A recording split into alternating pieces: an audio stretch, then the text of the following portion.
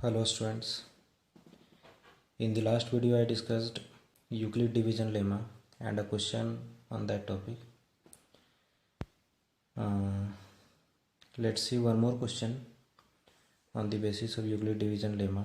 After that we will discuss how can we find HCF using Euclid division lemma. Okay, let's see.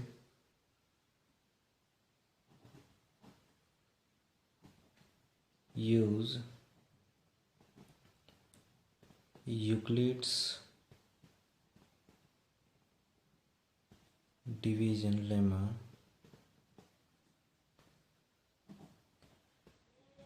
to show that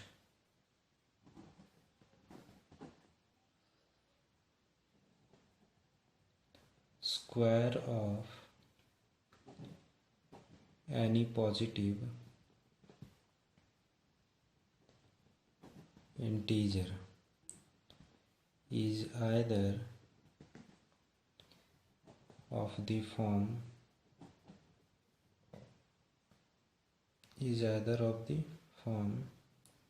3m or 3m plus 1 for some integer m. किसी m integer के लिए square of any positive integer, किसी positive integer का square हर हाल में या तो 3m के form में होगा या फिर 3m प्लस 1 के फॉर्म में होगा। इस चीज़ को हमें शो करना है यूक्लिड डिवीजन लेमा के आधार पर। ओके, प्रीवियस वीडियो में हमने इस टाइप का क्वेश्चन भी डिस्कस किया था और इस स्क्वायर और क्यूब टाइप ऑफ क्वेश्चन के बारे में मैंने बताया भी था कि बनाने का तरीका हमारा वही होगा। लास्ट वीडियो में जो मैंने क्वेश्चन बताया बस उसी प्रोसेस को हमको फॉलो करना है। सिर्फ जो हमें इक्वेशन मिलता है उस इक्वेशन को हमको स्क्वायर और क्यूब कहेगा तो क्यूब कर देना है, उसके बाद इस फॉर्म में हमको उसको रिप्रेजेंट कर देना है। ठीक है, let's see how can we do it. सबसे पहले कोई पॉजिटिव इंटीजर हम लोग मान लेते हैं। Let any positive integer be a कोई इंटीजर मान लिए। अब ये इंटीजर हमारा जो होता है यूक्लिड डिवीजन लेमा के आधार पे क्या होता है, a is equal to b q plus r. Yes, पीछे मैंने डिस्कस किया था। तो बी क्यू प्लस आर, अब यहाँ पे क्यू हमारा क्वेसेंट है, आर रिमाइंडर है, बी डिवीजर है। तो इस इंटीजर को हमको डिवाइड करना है। बताया था मैंने कि इस फॉर्म में, जिस फॉर्म में हमको रिप्रेजेंट करना होता है उसी के डिवीजर को हमको लेना होता है। ठीक है, तो बी क्यू प्लस आर में बी के जगह पे क्या हमारे यहाँ 3m प्लस 1 तो 3 है। ठीक है, तो इस इंटीजर को हम लोग डिवाइड किससे करेंगे, डिवीजर कौन है हमारा 3। तो यहाँ हम लोग लिखते हैं on dividing a by 3 we get q as quotient,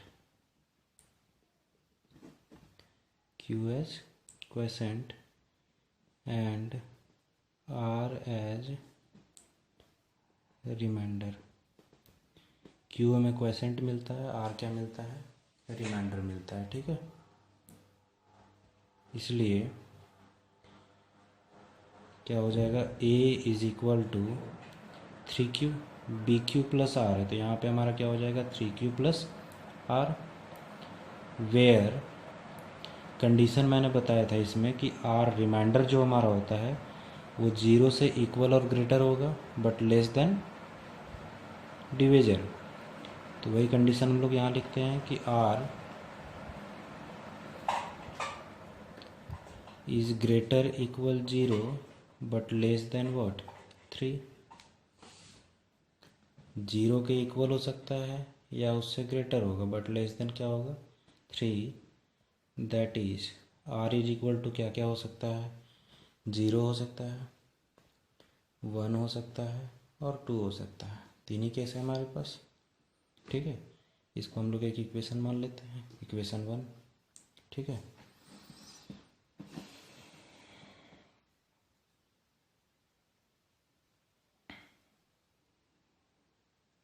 अब एक एक करके हम लोग केस लेते हैं। केस 1,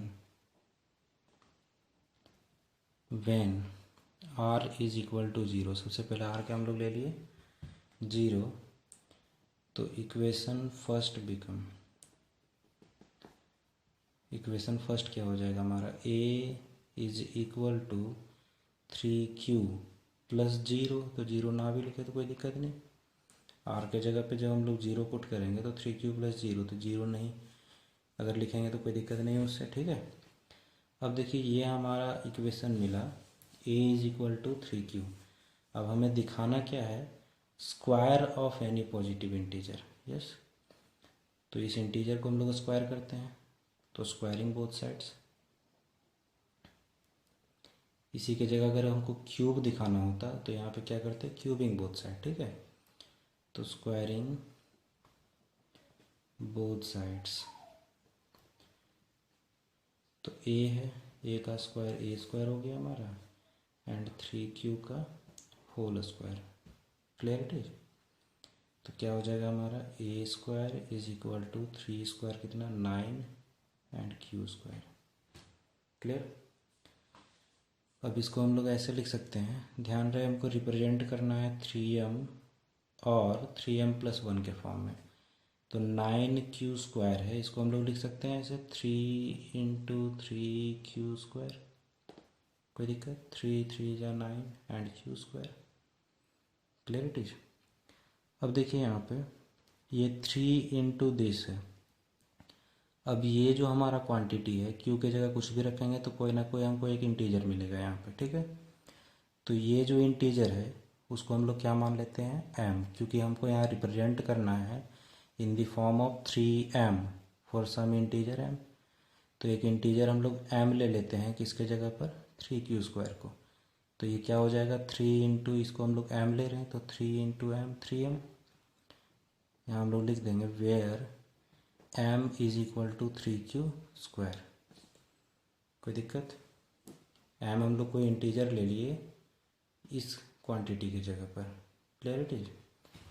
इसी तरह से हम लोग केस 2 लेंगे। इसी तरह से क्या लेंगे हम लोग, केस 2।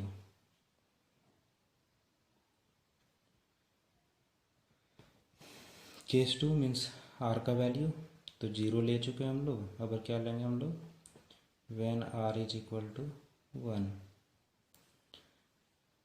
तो इक्वेशन फर्स्ट क्या हो जाएगा, equation first becomes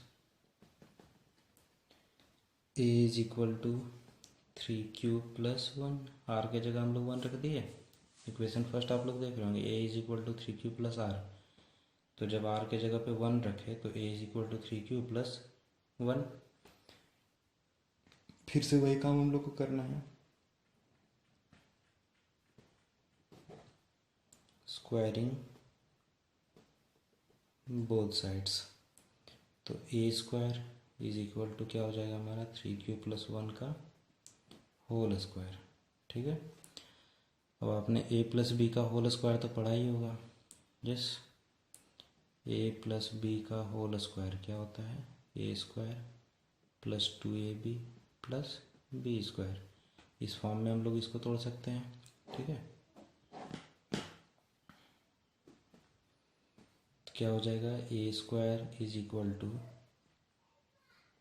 a square, तो a के जगह पर क्या है 3q का होल स्क्वायर प्लस 2ab, तो 2 इंटू a के जगह पर क्या है 3q, b के जगह पर क्या है 1 एंड प्लस b स्क्वायर, तो 1 का स्क्वायर। कोई दिक्कत, this implies a square is equal to 3q square, तो 3 3 जा 9q स्क्वायर प्लस 2 3 जा 6q एंड प्लस 1, ठीक है। अब देखिए हमको इसे रिप्रेजेंट करना है 3m और 3m प्लस 1 के फॉर्म में। तो ये 1 को हम लोग साइड रखते हैं और यहाँ से यहाँ तक में कुछ कॉमन है, कॉमन लेने आपको आ रहा होगा। तो इसमें आप देख रहे होंगे कुछ ना कुछ कॉमन आ रहा है। q सबसे पहले कॉमन है, q यहाँ 2 टाइम्स, यहाँ 1 टाइम्स है, q कॉमन है। और ऐसा करते हैं हम लोग q को कॉमन नहीं लेते हैं, क्यू को अंदर ही रखिए, ठीक है। सिर्फ हम लोग डिजिट को लेते हैं, और वो भी यहाँ पे ज़्यादा दिमाग नहीं लगाना है, सीधा आप देखिए हमको करना है 3m और 3m+1 के फॉर्म में, तो जाहिर सी बात है 3 को ही कॉमन लेना है, ठीक है। 1 हमारा है ही, m को इंटीजर हम लोग ले लेंगे जो भी रिमाइनिंग बचेगा कॉमन में, और 3 हमारा बाहर आ जाएगा, ठीक है। तो 3 को हम लोग कॉमन लेते हैं, तो 3 जब कॉमन लेंगे तो यहाँ पे क्या बच जाएगा 3q², और यहाँ से 3 जब कॉमन आ गया तो क्या बच गया 2q, 3 2 जा 6, क्लियर, एंड +1।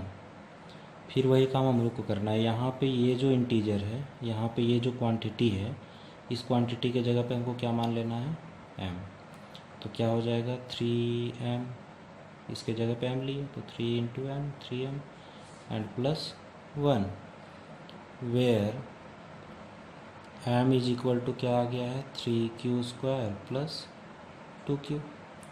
इसी तरह से हम लोग को क्या लेना है केस थर्ड। केस 3 में भी हम लोग वैसे ही करेंगे, ठीक है। केस 3 हमारा क्या था, r का वैल्यू हमने 0 और 1 ले चुका है, ठीक है। लास्ट वैल्यू हमारा क्या बच रहा है 2, तो केस 3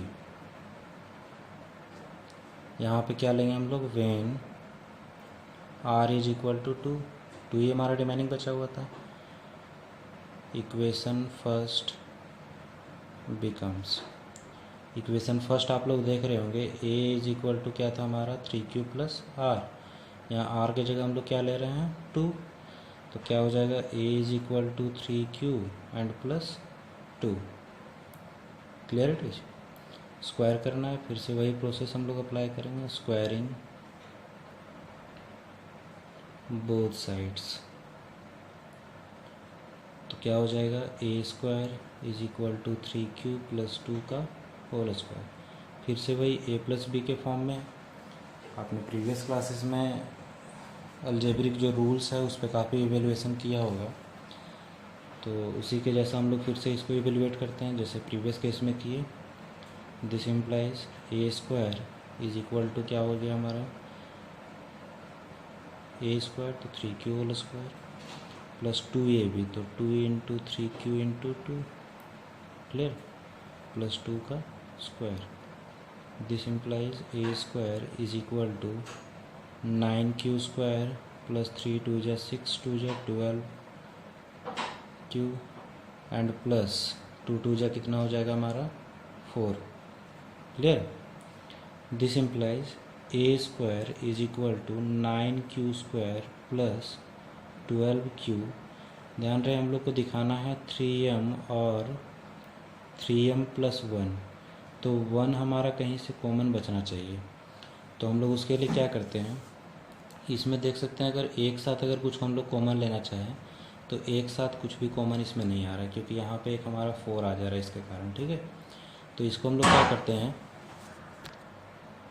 इसके लिए हम लोग क्या करते हैं, ये जो 4 है इसको हम लोग इस तरह से लिख सकते हैं 3 + 1, कोई दिक्कत इसमें।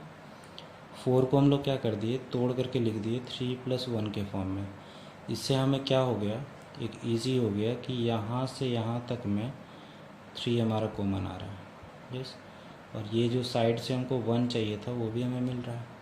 इस वजह से हमने 4 को क्या कर दिया 3 + 1 में तोड़ दिया, ठीक है। दिस इम्प्लाइज फिर से वही प्रोसेस हम लोग अप्लाई करेंगे, कॉमन ले लेंगे इसमें से क्या 3, तो क्या बच गया यहाँ पे 3q² + 4q + 1 एंड +1। अब फिर से इसको वही काम करना है हम लोग को, इस कंप्लीट क्वांटिटी के जगह पे क्या ले लेना है m, सिर्फ हम लोग को इस फॉर्म में लाना है और कुछ नहीं करना है, ठीक है। उसके लिए जो भी यहाँ पे मापदंड अपनाना है वो हम लोग अपनाएंगे, ठीक है। दिस इज इक्वल टू हम लोग लिख सकते हैं 3m+1, वेयर m किसके जगह पे हम लोग ले लिए this complete quantity, where m is equal to 3q² + 4q and +1। तो आप यहाँ से देख रहे होंगे हमने केस 1 जो लिया उसका फॉर्म हमारा किस फॉर्म में आया 3m, केस 2 जो लिया उसमें आया 3m+1, और केस थर्ड भी हमारा क्या आ रहा है 3m+1। तो किसी भी पॉजिटिव इंटीजर का स्क्वायर, यही ना हम लोग को दिखाना था, किसी भी पॉजिटिव इंटीजर का स्क्वायर या तो हमारा 3m के फॉर्म में आया या फिर 3m+1 के फॉर्म में। तो बस हम लोग अब लिख देंगे therefore square of any positive integer is either of the form 3m और 3m+1, यही दोनों फॉर्म में हमारा है फॉर सम इंटीजर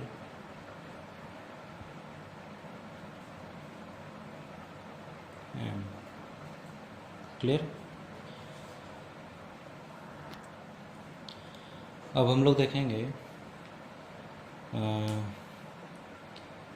कि यूक्लिड डिवीज़न लेमा के आधार पर किसी भी इंटीजर्स का, किसी भी 2 इंटीजर का या 3 इंटीजर का हम HCF कैसे फाइंड कर सकते हैं। ठीक है,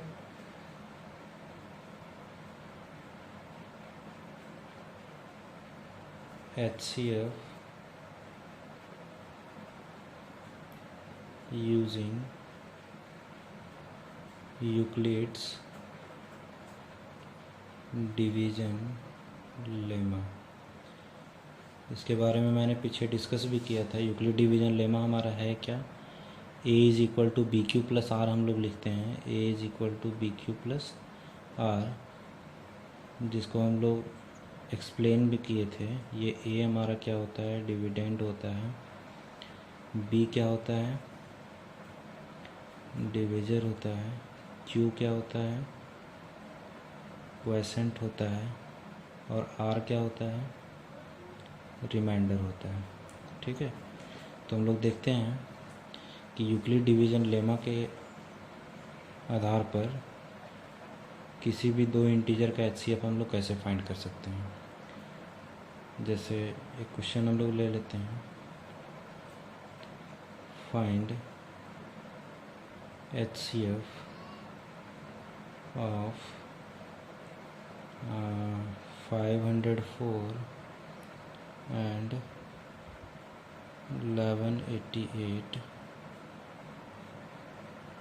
using Euclid's division lemma। Okay, तो सिंपली इसमें हमारा dividend = divisor into quotient plus remainder है, जो कि हमारा डिवीज़न का एक एल्गोरिदम स्टेप है। ठीक है, तो स्टेप बाय स्टेप सिर्फ हमको ये दोनों नंबर को डिवाइड करना है। ठीक है, तो डिवाइड करेंगे किससे, तो जो भी हमारा लेसर नंबर होगा, जो नंबर छोटा होगा उस नंबर से हमको बड़े नंबर को डिवाइड करना है। ठीक है, मीन्स जो स्मॉलर नंबर होगा उसको हमको डिवीज़र लेना है और जो ग्रेटर नंबर होगा उसको हमको डिविडेंड लेना है। ठीक है, तो स्मॉलर नंबर हमारा कौन सा है, 504। तो 504 को हम लोग डिवीज़र लेते हैं और 1188 को हमको डिविडेंड लेना है। ठीक है, तो देखते हैं हम लोग कितना टाइम्स में ये डिवाइड हो सकता है। 2 टाइम्स में डिवाइड हो जाएगा, क्या हो जाएगा 1008, है ना, 081, ये कैंसिल। एक स्टेप हमने कंप्लीट कर लिया। इस स्टेप को जब हम लोग कंप्लीट किए तो इसमें 504 हमारा डिवीज़र था, 1188 dividend, Q as a quotient and 180 as a remainder हमको मिला।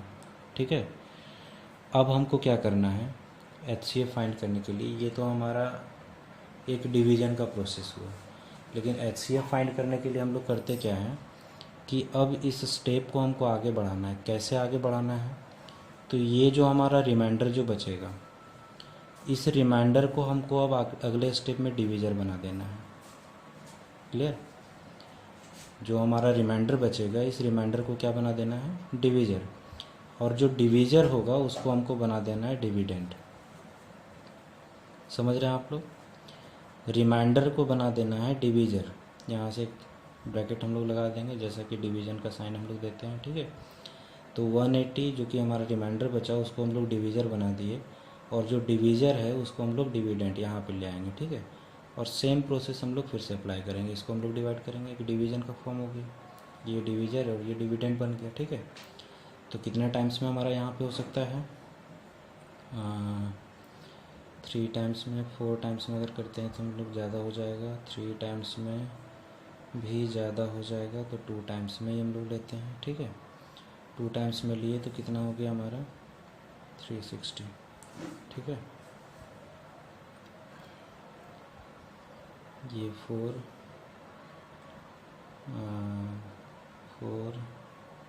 एंड 1, सेम प्रोसेस हम लोग को फिर से अप्लाई करना है। अब ये रिमाइंडर हम लोग का बचा, रिमाइंडर को फिर से हमको डिवीज़र बनाना है, और ये जो डिवीज़र है उसको हमको डिविडेंड बनाना है, ठीक है। ये प्रोसेस हमको तब तक अप्लाई करते जाना है, ये स्टेप को हमको तब तक बढ़ाते जाना है जब तक कि हमारा रिमाइंडर कंप्लीट ज़ीरो ना हो जाए, ठीक है। इस चीज़ को आपको ध्यान में रखना है, ये प्रोसेस तब तक अप्लाई होते चला जाएगा, बार बार हम लोग को रिमाइंडर जो बचेगा उसको डिवीज़र बना देना है, और डिवीज़र को डिविडेंड बना देना और फिर से डिवाइड करना है, तब तक जब तक कि रिमाइंडर क्या ना हो जाए, ज़ीरो। तो फिर से हम लोग अप्लाई करते हैं 1 टाइम्स में, 144, कितना बच गया यहाँ पे हमारे पास, 6 बच गया, और ये कितना हो गया 7 3 36, ठीक है ना। फिर से हमको इसको डिवीज़र बनाना है और ये हमारा यहाँ पे आ जाएगा, ठीक है। अब फिर से इसको आप लोग डिवाइड कीजिए, 36 यहाँ 144 है, 3 टाइम्स 3 3 जा 9, 4 टाइम्स 4 3 जा 12, 4 टाइम्स में हो सकता है, तो 4 टाइम्स में हम लोग डिवाइड किए तो 6 4 जा 24, 4 3 जा 12 एंड 4, देखिए कंप्लीट डिवाइड हो गया हमारा। ये रिमाइंडर क्या बच गया, ज़ीरो, ठीक है। जैसे ही हमारा रिमाइंडर ज़ीरो हो जाए, जैसे ही हमारा रिमाइंडर ज़ीरो होगा, ये प्रोसेस अप्लाई करना हम लोग छोड़ देंगे, क्योंकि आगे तो हम लोग ज़ीरो से डिवाइड कर नहीं सकते हैं, ठीक है। अब ध्यान रहे, ये हम लोग प्रोसेस तो कर लिए, अब इसमें हमारा HCF कौन होगा, ठीक है। तो इसके लिए सबसे पहले हम लोग को यूक्लिड डिवीज़न लेमा के आधार पे हम लोग को चूँकि HCF फाइंड करना है, तो ध्यान रहे कि जो डिवीज़र रिमाइंडर को ऑल ओवर ज़ीरो कर देगा, मीन्स जिस नंबर से लास्ट स्टेप में डिवाइड करने पे हमारा रिमाइंडर ज़ीरो हो जाएगा, वही हमारा HCF होता है, ठीक है। समझ गए आप लोग, लास्ट स्टेप जहाँ पे हमारा रिमाइंडर ज़ीरो हो रहा है, तो उस स्टेप में जो हमारा डिवीज़र है, जिस नंबर से हम डिवाइड कर रहे हैं, वही हमारा क्या कहलाता है, HCF। तो इसको हम लोग यूक्लिड डिवीज़न लेमा के आधार पे सबसे पहले रिप्रेजेंट कर देंगे बाई, ऐसे लिखेंगे हम लोग, by Euclid's division lemma A is equal to b q plus r, इसी को हम लोग लिख देंगे। अब क्या करना है हम लोग को, हर स्टेप को इस यूक्लिड डिवीज़न लेमा में रिप्रेजेंट कर देना। तो सबसे पहले पहला स्टेप हमारा क्या था, यहाँ से लेकर के यहाँ तक था, जिसमें डिविडेंड ये था, डिवाइज़र ये, क्वोशिएंट ये, रिमाइंडर ये, ठीक है। तो इसको हम लोग पहला स्टेप रिप्रेजेंट करेंगे, होता है dividend is equal to divisor into quotient plus remainder. तो डिविडेंड क्या है हमारा 1188, ठीक है। डिवाइज़र कितना है 504 इंटू क्वोशिएंट क्या है 2 एंड प्लस रिमाइंडर क्या है 180, ठीक है। सेकेंड स्टेप हमारा फिर से यहाँ से शुरू होता है, ठीक है, जिसमें हमारा डिविडेंड कौन है 504, बेसिकली जो डिवीज़र होता है वही हमारा डिविडेंड बनता है, ठीक है। तो 504, अब डिवीज़र क्या होगा, जो कि हमारा रिमाइंडर होगा 180 इंटू क्वोशिएंट क्या आया है 2 प्लस रिमाइंडर कितना बचा है 144। नेक्स्ट स्टेप हमारा ये आया, जिसमें हमारा जो डिवीजर था वो डिविडेंड बनेगा 180। डिवीजर क्या है यहाँ पे, जो कि हमारा रिमाइंडर था 144। क्वेसेंट कितना है 1 प्लस रिमाइंडर कितना बचा 36।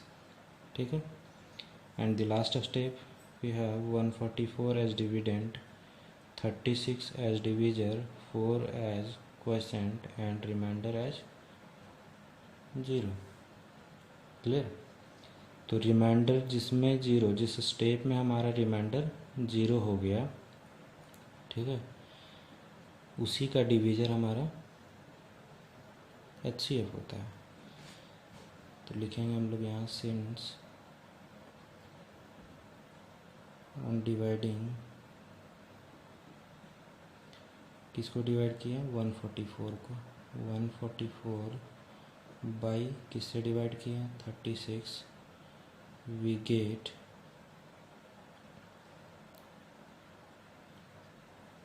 0 एज रिमाइंडर, देयरफॉर